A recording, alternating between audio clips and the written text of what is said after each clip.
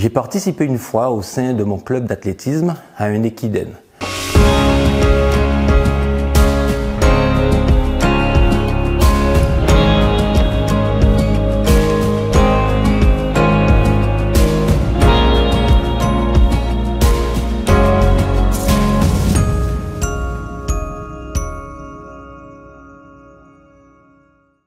Il s'agit d'une course en équipe où chaque membre est désigné pour courir une distance précise en fonction de ses capacités et aptitudes. Il m'a été confié la distance de 5 km.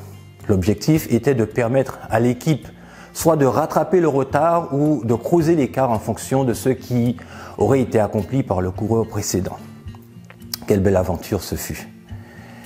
Il y avait une telle cohésion au sein de notre équipe qu'on pouvait communiquer sans même ouvrir la bouche. Un regard suffisait. Et quand une olive s'échappe de ma fourchette, l'autre main tente aussitôt de la rattraper. Et souvent j'y arrive. Jésus a dit qu'un royaume divisé ne peut subsister. La répétition du mot seul au verset 4 à 6 est volontaire pour imprégner dans le cœur du lecteur cette unité qui existe en Dieu.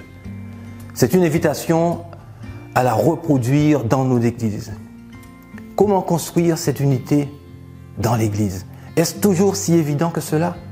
Et le verset 3 d'Éphésiens 4 nous invite à faire des efforts pour maintenir quelque chose que donne le Saint-Esprit. Quelle est votre méthode pour y parvenir?